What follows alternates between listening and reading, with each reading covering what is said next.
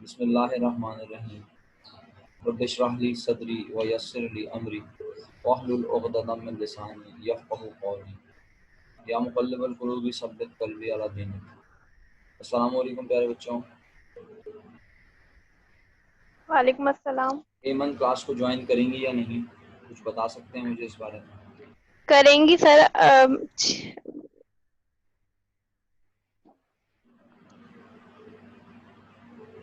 Sir उनकी light 6 बजे आएगी तो वो 6 बजे ज्वाइन करेंगी। बताया था उन्होंने कि सर को बोल देना मैं 6 बजे तक ज्वाइन करूँगी। ठीक है।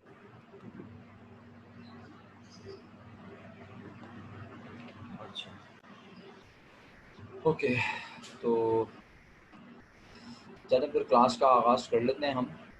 और हमने लास्ट टाइम जहाँ तक पढ़ा था उसके बाद से आज कंटिन्यू करना है हमें।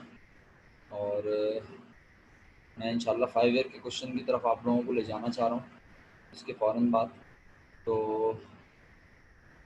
जी, अब अल्हम्दुलिल्लाह रिटेन अर्निंग तक हम पहुँच गए थे, आप लोगों को याद होगा। रिटेन अर्निंग की नेचर डिसाइड हो चुकी है, शेयर होल्डर इक्विटी, ठीक है। अब ये बताइए, कंपनी अपना सारा प्रॉफिट उठा के इस अकाउंट में रख देती है, क्यों नहीं बांटती? क्योंकि जाहिर सी बात है, नंबर ऑफ ओनर्स बहुत हैं, अनगिनत हैं, बेतहाशा हज़ारों के हिसाब से, ठीक है। तो कंपनी कहती है इस प्रॉफिट को पहले यहाँ रखो, फिर तमाम मालिकान को बुलाओ, एनुअल जर्नल मीटिंग करो, उसमें फैसला करो कि भाई क्या करना है इस प्रॉफिट का, कितना बांटना है, कितना कंपनी में रोकना है, कितना जो है फ्यूचर में मशीनें ख़रीदने के लिए अभी से रखना है थोड़ा थोड़ा करके, जिसे कहते हैं रिज़र्व। तो जब ये सब बातें डिसाइड हो जाती हैं तो इनको मुख्तलिफ नामों से पुकारा जाता है। जो मुनाफा रिटेन अर्निंग में से निकाल के दिया जाए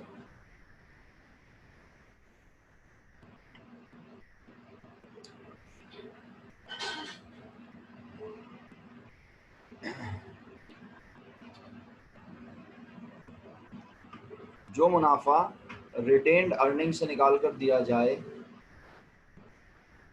उसको कहते हैं, जी क्या कहते हैं?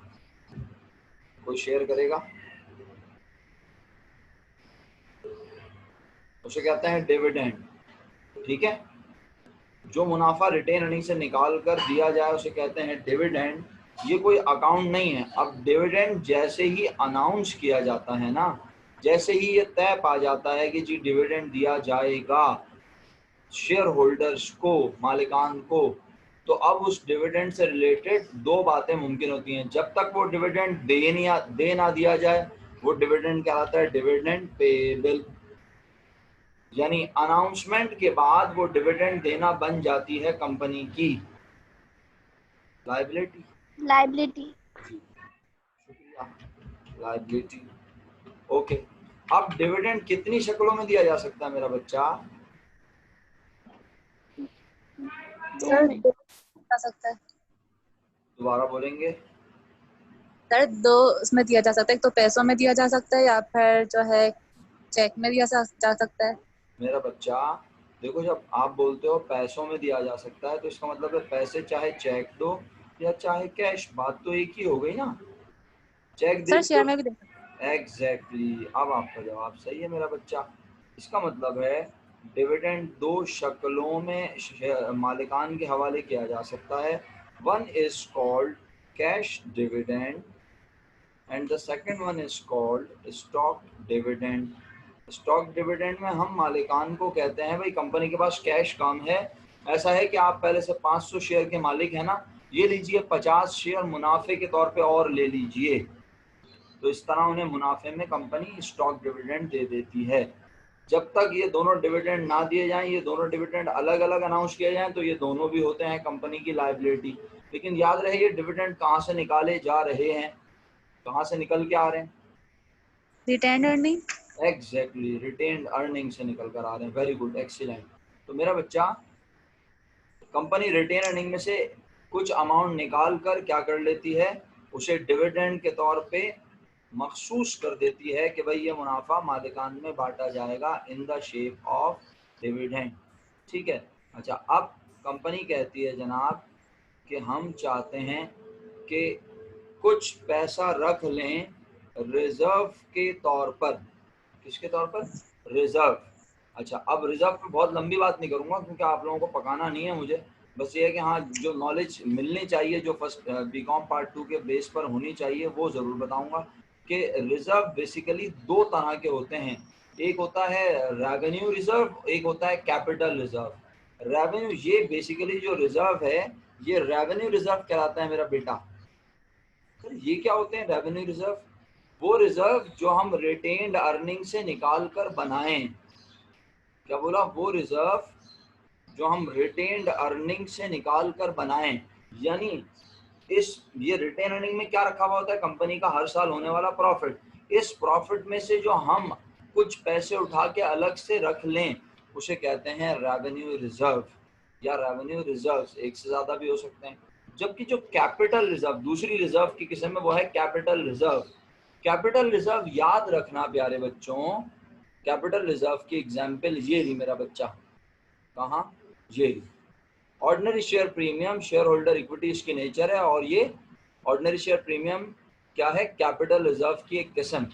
सर समझ में नहीं आया, अभी समझा देता हूँ, मसला ही नहीं है भाई। देखो बात यह है कि कंपनी अपने मुनाफे में से कुछ मुनाफा अगर उठा के रख ले किसी खास मकसद के लिए और कल को वो मकसद पूरा ना करना हो, कंपनी ख़त्म होने लगे, तो वो उस अलग से मकसद के लिए रखे हुए पैसों पर भी किसका हक है? शेयर होल्डर इक्विटी का, जी, शेयर ओनर का। होल्डर्स का। हाँ, ओनर्स का, एग्जैक्टली। तो मैं यहाँ कुछ नाम लिख दूँ अगर आप बुरा ना माने, जैसे रिजर्व क्या क्या यस होते हैं अगर आपको याद हो।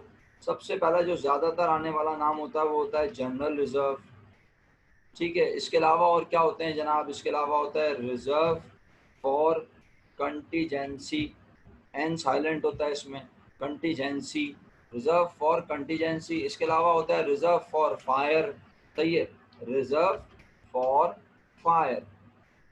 चलो फॉर पूरा कर दूं यार, वरना कोई बोलेगा पता नहीं इतना शॉर्ट फॉर्म में लिखते हैं। आर फॉर रिजर्व हो गया, एफ फॉर रिजर्व फॉर, और कंटीजेंसी। कंटीजेंसी क्या होता है सर? हादसे से बचने के लिए कुछ पैसे उठा के रख लिए, आग लगने से जो नुकसान होगा उससे बचने के लिए कुछ पैसे उठा के रख लिए, 5 साल के बाद प्लांट मशीनें बढ़ानी होंगी, अपडेट करनी होंगी, तो रिजर्व फॉर प्लांट एक्सपेंशन, इसको रिजर्व फॉर प्लांट एक्सपेंशन भी कहते हैं, रिजर्व फॉर प्लांट एक्सटेंशन भी कहते हैं, ठीक है। बिल्डिंग पर एक फ्लोर बनाना है आने वाले 4-5 सालों के बाद, तो reserve for building extension, reserve for building extension. समझ आ रही है सबको? तो ये रिजर्व, अगर हमने बिल्डिंग नहीं बनाई एक फ्लोर मजीद, हमने मशीनें चेंज नहीं की, तो ये सारा प्रॉफिट जो निकाल के रखा था रिटेन अर्निंग में से, ये किसे मिलना चाहिए था ये प्रॉफिट? शेयर होल्डर्स तो इक्विटी जब हम को। इसमें से कुछ पैसे निकाल के रख लेते हैं ना, तो ये रिजर्व्स की नेचर भी क्या होती है? Share holder equity. Exactly, reserves की नेचर भी होती है शेयर होल्डर इक्विटी। तो मैं आप लोगों को समझाने में शायद अगर कामयाब हो गया तो मैं यहाँ लिख दूँ, this is also called share holder equity. सही है, चलो जी अल्हम्दुलिल्लाह हो गई बात। अच्छा, अब मैं आपको कह रहा था रिजर्व बेसिकली दो तरह के होते हैं। ये बात अगर आप बीकॉम पार्ट 2 के लेवल पे सुन लें और आपको पता हो तो ये अच्छी बात है, प्लस पॉइंट होता है। इंटरव्यू में अक्सर ये चीज़ पूछ ली जाती है कभी कभी, अगर इंटरव्यूअर ज़रा खतरनाक किस्म का हो मेरी तरह का, तो वो कहता है जी रिजर्व कितने तरह के होते हैं? तो आप बोलते हैं sir general reserve, revenue reserve, अपना reserve for fire, reserve for plant expansion. तो फिर आपसे अगला सवाल करता है, वो कहता है ये तो सारे रेवेन्यू रिजर्व होते हैं, ये तो एक किस्म है, दूसरी क्या है? तो आप कहते हैं बेसिकली रिजर्व दो तरह के होते हैं, एक रेवेन्यू रिजर्व जो रिटेन अर्निंग से निकाल कर बनाए जाएं, और दूसरे वो रिजर्व होते हैं जो नेचुरली बन जाते हैं। मसलन हम जब शेयर होल्डर को 10 वाला शेयर 12 रुपए में देते हैं तो 2 रुपए कंपनी को एक्स्ट्रा मिलते हैं। कंपनी वो 2 रुपए शेयर होल्डर से लेती जरूर है, लेकिन क्या ये पैसे वापस शेयर होल्डर को देने के लिए लेती है? No sir. अगर उनसे पैसे नॉट लेके वापस उन्हीं को देने हो मेरा बेटा, तो फिर हम एक्स्ट्रा पैसे लेंगे क्यों? ये बात हुई थी ना लास्ट टाइम, याद है? Yes sir. आप में से किसी ने गलती से कह दिया था कि सर ये हमारी इनकम है, तो मैंने कहा अगर हम इसे इनकम ट्रीट कर लेंगे तो ये वापस इनकम के तौर पे किसे मिल जाएगा? ये पैसा वापस शेयर होल्डर को मिल जाएगा। तो शेयर होल्डर बोलेगा या ये कैसी अजीब बेवकूफ़ कंपनी है, पहले मुझसे पर्चे के 12 रुपए लेके मुझे 10 रुपए का मालिक बनाया, बाद में 2 रुपए मुझे ही दे दिए। तो कंपनी ये 2 रुपए मालिकान को नहीं देती, तो फिर कंपनी इस पैसे का क्या करती है? कंपनी तो मालिकान की है ना, इसीलिए उसकी नेचर तो शेयर होल्डर इक्विटी है। लेकिन कंपनी उससे अगर फ्यूचर में कभी नुकसान वगैरह हो जाए तो कंपनी उस नुकसान को इस अकाउंट से रिकवर करती है, नुकसान को इस अकाउंट से मिटा देती है, राइट ऑफ कर देती है। इसलिए ordinary share premium basically is a type of capital reserve. याद रहेगा इंशाल्लाह। Yes sir. ओके, चले अल्हम्दुलिल्लाह ये बात भी हो गई। तकरीबन मेरे हिसाब से बातें तो हो ही गई हैं। अगर मैं कुछ खुदा ना खास्ता भूल रहा हूँ तो आप बेफिक्र होकर मुझे बता सकते हैं कि सर ये वाला नाम रह गया, ये अकाउंट रह गया, मैं उसके बारे में बात कर लूँगा। बस शेयर से रिलेटेड इतनी ही कहानी काफ़ी है मेरे मुताबिक। तो बस एक आखिरी बात कर लेता हूँ, बहुत छोटी सी, और ज़ुबानी कह रहा हूँ, अब लिख नहीं रहा, बल्कि चलें लिख ही दूँ, क्या याद करेंगे आप लोग, लिखने की बात ही अलग होती है। याद आया कुछ? डिबेंचर। यस, याद है डिबेंचर? डिबेंचर पेबल का दूसरा नाम याद है? याद नहीं आ रहा? Bond payable. ऐसा लग रहा है याददाश्त चली गई बेचारों की। बॉन्ड्स पेबल, डिबेंचर पेबल, हाँ। क्या होता है ये? हमारी कंपनी की क्या होता है ये? एसेट। कौन है बे? सर मैं बिस्मा तूने बोला बेटा? नहीं पता नहीं सर किसने बोला।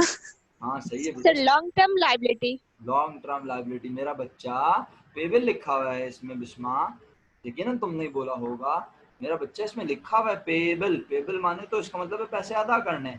तो जब पैसे जी अदा सर। करते हैं तो जनरली ये कंपनी क्या करती है, कंपनी को जब पैसों की जरूरत होती है तो वो लोगों को एक कागज का टुकड़ा बनाकर देती है। पहले कागज का टुकड़ा बनाकर दे रही थी तो लोगों को क्या बना रही थी? मालिक, share, certificate of ownership. But अब जो है ना, बाकी सारे मालिकान कहते हैं भाई और लोगों को मालिक ना बनाओ, इस तरह मालिक बहुत सारे बन जाएंगे तो मुनाफा इतने सारे लोगों में बटेगा तो फिर हमें क्या मिलेगा। तो मालिकान कहते हैं भाई अब और लोगों को मालिक नहीं बनाओ, लेकिन पैसों की जरूरत है, अब पैसे कहाँ से लाएं? तो बैंक से कर्जा ले सकते हैं। लेकिन कंपनी को एक सहूलत है पाकिस्तान में और दुनिया भर में कि कंपनी आम आवाम से भी कर्जा ले सकती है अपने नाम पर। तो सर अगर कंपनी भाग गई तो बेटा ऐसे थोड़ी भाग सकती है कंपनी। मैंने बताया था ना कंपनी को कौन मॉनिटर कर रहा है? SECP। हाँ, SECP, securities and exchange commission of Pakistan. ये एक इदारा है गवर्नमेंट का जो इसे मॉनिटर कर रहा है। अगर खुदा ना खास्ता कंपनी भागती है तो ये इदारा इसको देखेगा, फोकस करेगा, इसको रिकवर करेगा पैसे और लोगों के पैसे उन्हें वापस करेगा। तो डिबेंचर पेपर बेसिकली एक कागज का टुकड़ा होता है, लेकिन इस कागज का टुकड़े को जिसको दिया जाता है वो कंपनी का मालिक नहीं बनता, बल्कि वो कंपनी को दे रहा होता है कर्जा। और इस कर्जे को कंपनी ने 10, 15, 20, 25, 30 साल में करना होता है वापस, और हर साल कंपनी उन अवाम के पैसे पर उन्हें देती है इंटरेस्ट।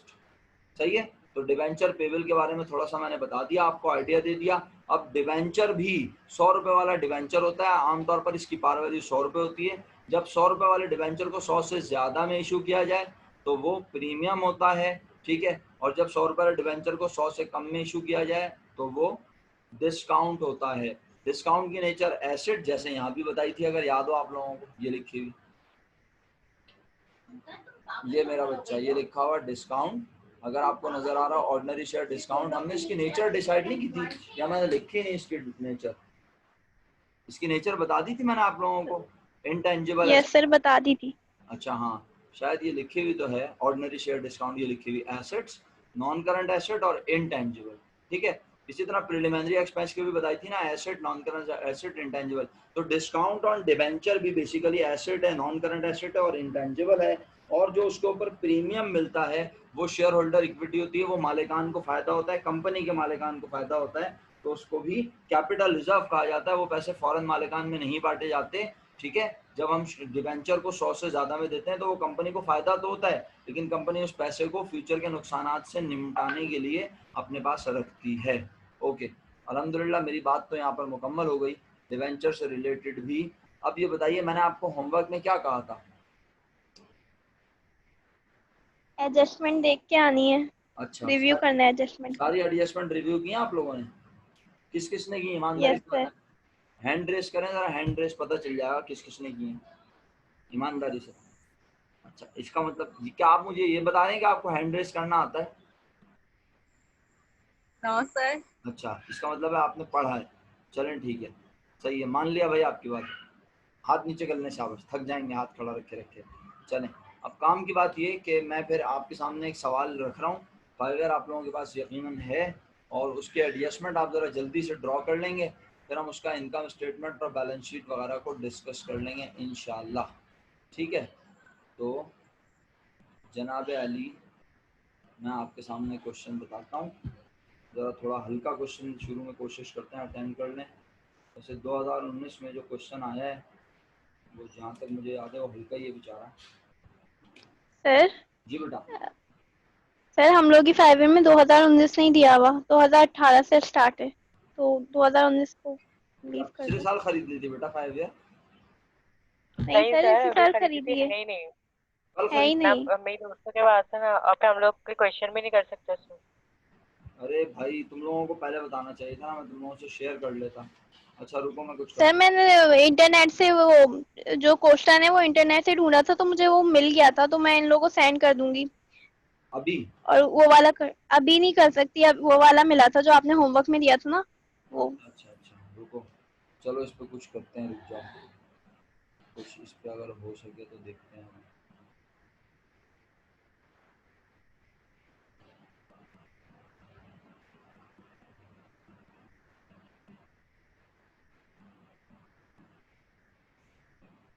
ग्यारह एडजस्टमेंट।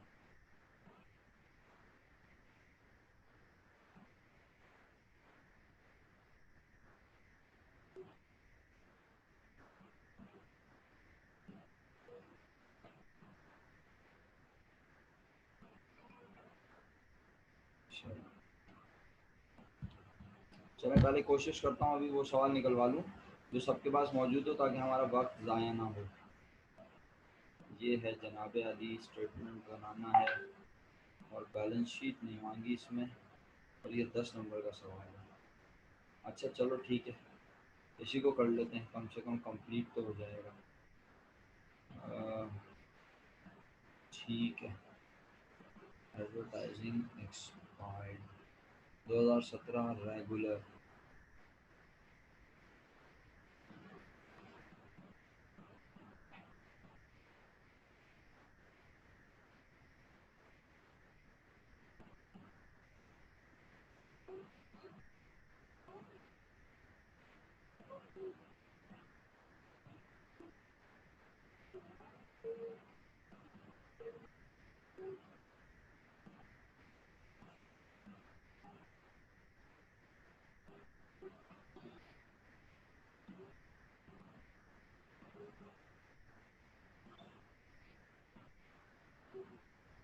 अच्छा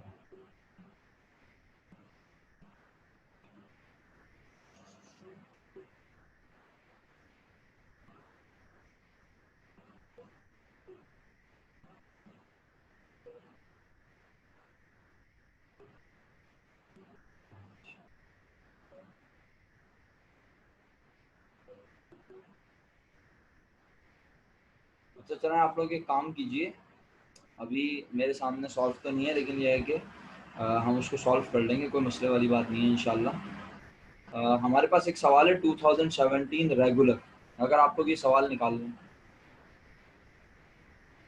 यस सर, निकाल लिया। निकाल लिया, ओके। मैं सवाल पढ़ता हूँ, आप लोग सवाल अपने सामने रखिएगा। अब देखें अगर आपके सामने सवाल नहीं हो तो फिर मसला कश्मीर हो सकता है, ठीक है। और फिर क्या क्या करना है सवाल में वो हम डिस्कस करते हैं। मैं सवाल पढ़ना शुरू कर रहा हूँ। आई होप सब बच्चे 2017 रेगुलर क्वेश्चन नंबर 1A पर मौजूद हैं। बहुत सिंपल सा सवाल है, और अगर मैं इसके मार्क्स की बात करूँ तो ये 20 मार्क्स का नहीं बल्कि 10 मार्क्स का क्वेश्चन बनकर आया है, ठीक है। और कभी कभी ये 10 मार्क का बन के आता है, कभी कभी ये 20 मार्क का बन के आता है। तो मेरे बच्चों यहाँ पर लिखा हुआ है मर्चेंडाइज इन्वेंट्री वैल्यूड 45, सॉरी सबसे पहले मैं क्वेश्चन शुरू की लाइन पढ़ रहा हूँ, इनिशियल। मुनीप company limited was registered with an authorised capital of ₹5 lakh. मेरा ख्याल है अगर मैं ये सब बताने से पहले जो मैंने ये इतनी सारी ड्रामेबाजी आपको बनवाई पढ़ाई, सबसे पहली शीट पे अगर आपको याद हो, सबसे पहली शीट पे जो मैंने कहा, अगर ये सब ना करवाता तो शायद इस वक्त आप मुझसे पहला सवाल यही करते हो, ऑथोराइज कैपिटल क्या है। लेकिन अब अगर सवाल होगा भी तो आप सवाल नहीं करेंगे, है ना। पता है आपको क्या है ये, कंपनी की पावर, कंपनी को अथॉरिटी मिली कि वो लोगों से कितने रुपए ले सकती है? 5 लाख। 5 5 लाख। लाख। और इस 5 लाख को वो कितने पर्चे बांट के ले सकती है? 50 50 शेयर। 50,000। और एक पर्चा 50 शेयर। कितने रुपए का होगा? 10 रुपए का। 10 रुपए का। कंपनी की बुक जो है वो कंपनी की बुक शो कर रही है ये तमाम बैलेंसेस जून 30 2017 पर। आइए ज़रा जल्दी से बैलेंसेस को एक नज़र देख लेते हैं। आपको कोई नाम अजीबो गरीब सा लगे, डिफरेंट लगे, आपको ये लगे कि मुझे तो इसकी नेचर नहीं पता, तो आप मुझे खुद बता दीजिएगा। मैं सिर्फ नाम पढ़ता हुआ आगे बढ़ रहा हूँ। Merchandise inventory opening, sales return, purchases, transportation in, lease expense, prepaid advertising, directors fee, plant assets, sales revenue, commission income, accumulated depreciation, retained earning, share capital, 10% debenture payable, accounts payable, purchase return, ये सारे account लिखे हुए थे। और अच्छी बात यह है कि ये भी बताया हुआ है कि कौन डेबिट में है और कौन क्रेडिट में। डेटा फॉर एडजस्टमेंट जून 30 2017 पर दिया हुआ है और 1 से लेके 7 तक पॉइंट्स हैं और वो आपसे कह रहा है क्या करो कि आप रिक्वायर्ड 1 के मुताबिक उसे बनाकर दिखाओ। आपकी 5 ईयर में क्या लिखा है जरा पढ़ के सुनाएं पहला required. Statement for the year ended June 30, 2017। और किसी की 5 ईयर में कुछ और है अगर इसके अलावा तो बताएं। नहीं सर यही लिखा हुआ। सर यही लिखा हुआ है। सबकी 5 सबके, इसका मतलब है आप चारों के पास 4 लोग हैं ना अभी मीटिंग में, कितने लोग हैं? इसका मतलब है आप चारों के पास एक ही 5 ईयर और 5 ईयर है फिरोज नासिर पब्लिशर की। Yes sir. अगर मैं नो गलत ना सर, हूँ। डबल ए, हाँ डबल ट्रिपल एक ए के। बुक, हाँ बताओ ट्रिपल क्या ए, लिख। No sir triple A book series. हाँ तो पढ़ो क्या लिखा। Triple A book series. Sir यही लिखा हुआ था। स्टेटमेंट, अरीशा पढ़ो क्या लिखा है। अरीशा statement for the year ended June 30, 2017। Retain earning statement for the year ended June 30, 2017। तो बेटा मेरे हिसाब से ना दूसरी 5 ईयर में भी मिस्टेक है। और मिस्टेक ये है कि पहला रिक्वायर्ड जो है ना वो इनकम्प्लीट है, किसी के पास भी मुकम्मल नहीं लिखा। मैंने कहा हो सकता है किसी दूसरी 5 ईयर में सही लिखा हो, तो आप लोग मुझे बता दें। बेसिकली पहले रिक्वायर्ड में लिखा है statement of profit and loss. पहले रिक्वायर्ड को करेक्ट कर लें अपने पास, अपनी 5 ईयर में ठीक कर लें। यह है statement of profit and loss, यानी आसान लफ्जों में इनकम स्टेटमेंट। आसान लफ्जों में इनकम स्टेटमेंट।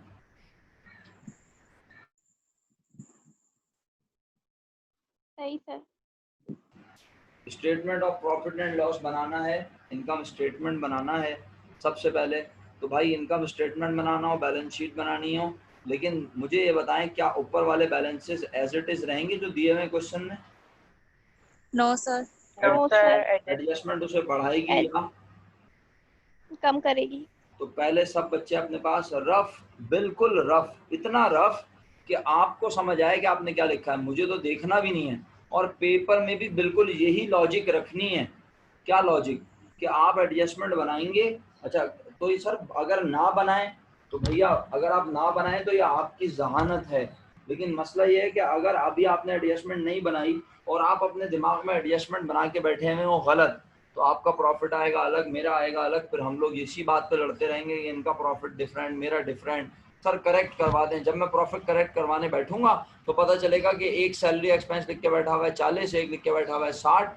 और वजह क्या है कि 50,000 में करने थे 10,000 प्लस, एक ने कर दिया माइनस, एक ने कर दिया प्लस। तो सबके प्रॉफिट डिफरेंट हो जाएंगे। क्यों? क्योंकि एडजस्टमेंट पे कमांड ना होने की वजह से।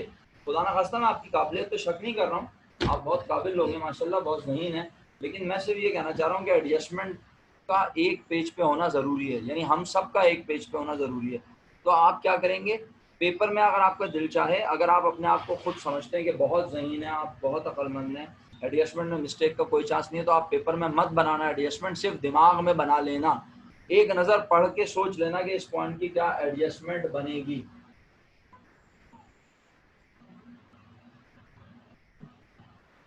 इस पॉइंट की क्या एडजस्टमेंट बनेगी ये आप सोच लेना। और अगर आपको लगे कि यार एडजस्टमेंट मुश्किल है तो फिर आप एडजस्टमेंट लिख के बनाओ, और इतनी रफ बनाओ कि मैं अभी बता देता हूँ कितनी रफ बनाओ। सही है, मैं यहाँ रफ बना के दिखा देता हूँ। यहाँ तो खैर कंप्यूटर वाली राइटिंग होगी, लेकिन वो भी मैं रफ किस तरह लिखूंगा अभी आपको समझ आ जाएगी, बिल्कुल समझ आ जाएगी इंशाल्लाह।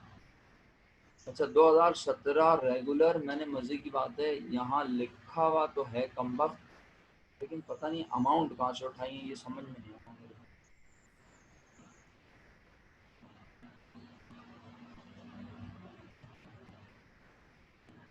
कोई चैप्टर में छोड़ दिया।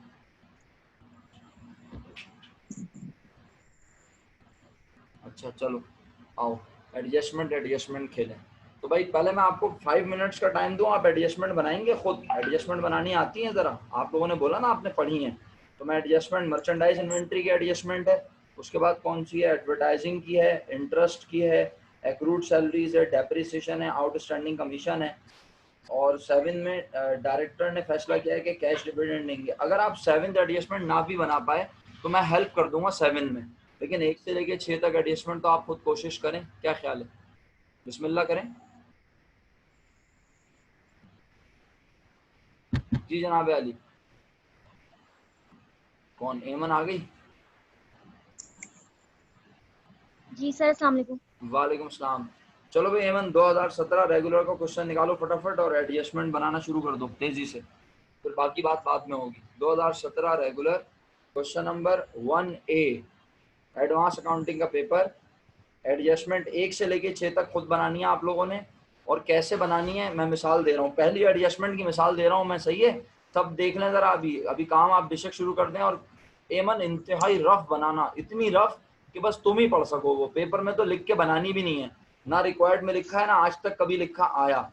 पहली एडजस्टमेंट है मर्चेंडाइज इन्वेंट्री 45,000, तो अगर मैं बनाऊंगा तो मैं इतनी शॉर्ट बनाऊंगा, ये देखें ये जो लिखी हुई है सिंपल, MI डेबिट और E&RS क्रेडिट, बस, और अमाउंट लिख दूंगा 45,000। आप ऐसे एडजस्टमेंट बना ले जरा फटाफट, शाबाश।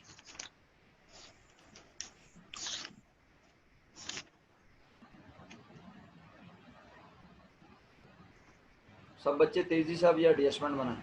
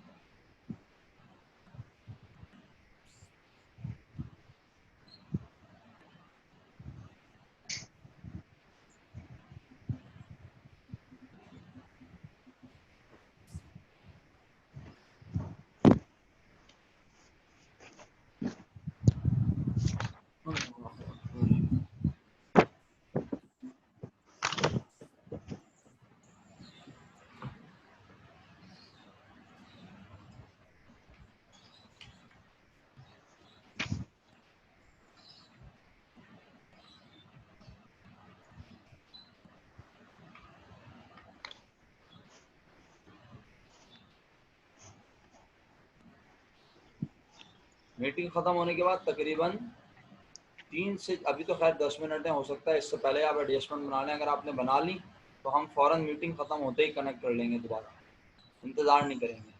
और अगर नहीं बनाई खुदा ना खास्ता तो फिर थोड़ी देर 3-4 मिनट रुक के करेंगे, ताकि मैं मीटिंग कन्वर्ट कर लूँ अपनी, वीडियो फिर अपलोड करने में आसानी होती है।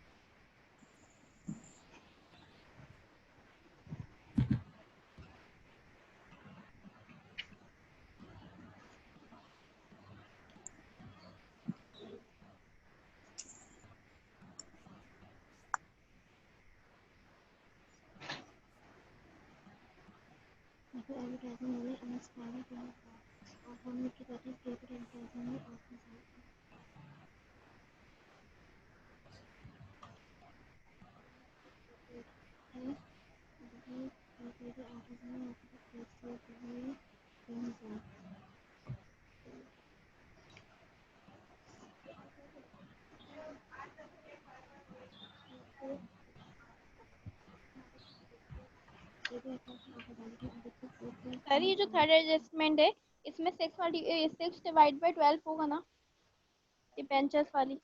इसमें 6/12 बिल्कुल होना चाहिए, बिल्कुल होना चाहिए, बिल्कुल होगा, सही कह रहे हैं।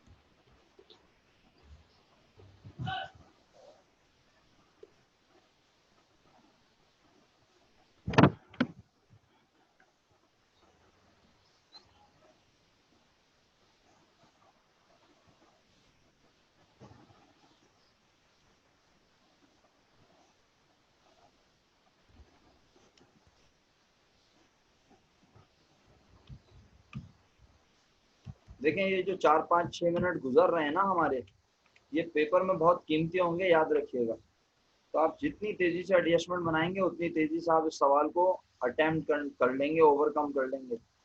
तो आपने इंतहाई, जिसको कहते हैं ना, बर्क रफ्तारी का मुजाहरा करना, बिजली की सी तेजी, बर्क रफ्तारी, बर्क बिजली को कहते हैं ना, तो आपने बहुत तेजी का मुजाहरा करना है।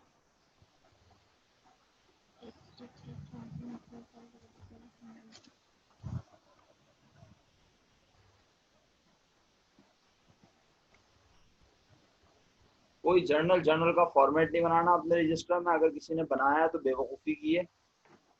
मैंने आपको कहा भी कि ये सिर्फ रफ काम है, ये सिर्फ इसलिए किया जाएगा ताकि हमें एडजस्टमेंट के बारे में बताओ हमने क्या बनाया।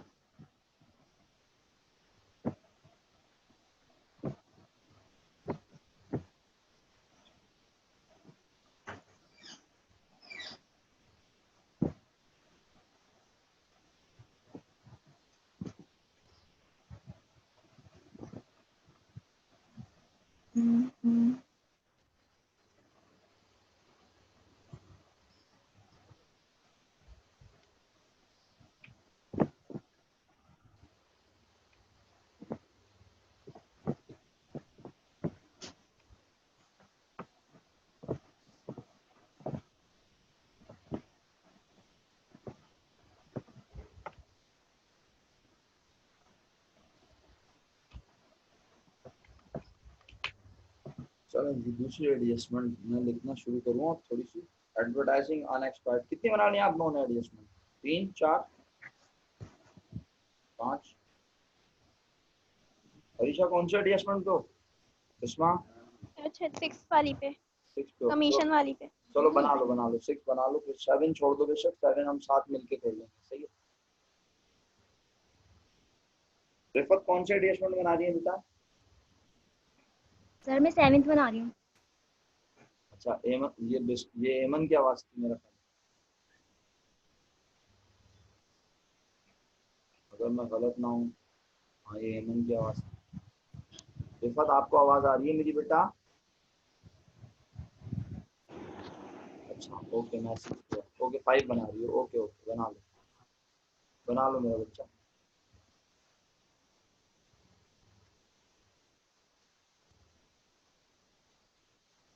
अब क्या बिस्मा की लाइट चली गई?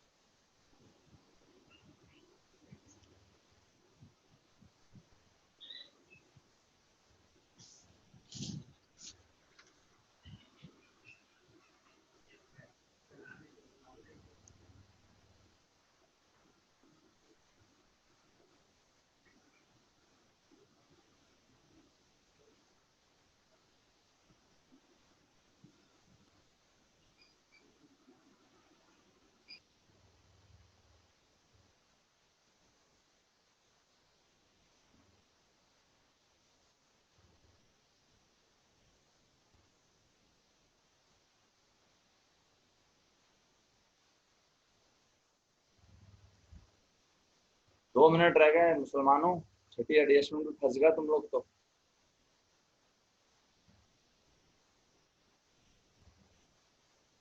चलो फिर मीटिंग खत्म होने के बाद 2 मिनट 3 मिनट रुकना,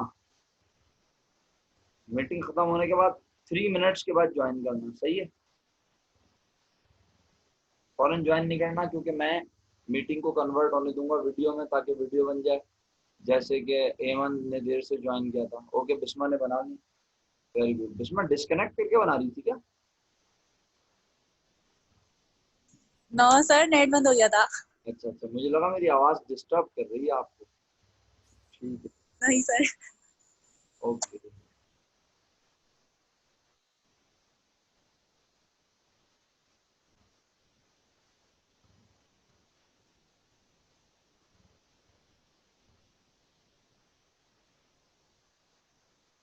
चलो एडवर्टाइजिंग पे बात कर लें, आखिरी मिनट रह गया। ऊपर जाके देखो एडवर्टाइजिंग किस नाम से रिकॉर्ड हुआ हुआ है बुक्स में, बताओ भाई सामिया। एडवर्टाइजिंग ऊपर किस नाम से रिकॉर्ड हुआ हुआ है सामिया? सामिया तुम जिंदा हो? माइक अनम्यूट करके बोली मेरी।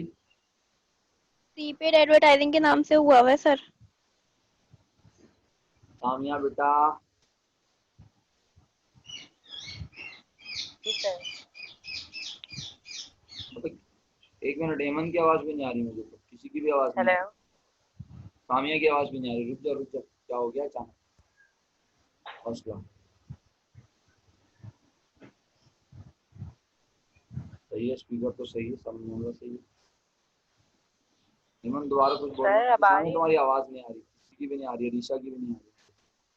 चलो दूसरी मीटिंग में हो सकता है आ गया शायद आवाज, पता नहीं आवाज कहाँ चली गई। सर मेरी आ रही है, प्रीपेड एडवर्टाइजिंग के नाम से रिकॉर्ड हुआ हुआ है। आपकी भी आवाज नहीं आ रही, माइक पे हिलता हुआ नजर आ रहा है मुझे कि आप कुछ बोल रही हो, लेकिन मुझे आपकी आवाज नहीं आ रही। जैसे आप लोगों के पास मेरा माइक हिलता होगा अगर आपने अपने पास सर, चेक आ कर रही है लो अब आपको आवाज? पार्टिसिपेंट्स में। हमें बिल्कुल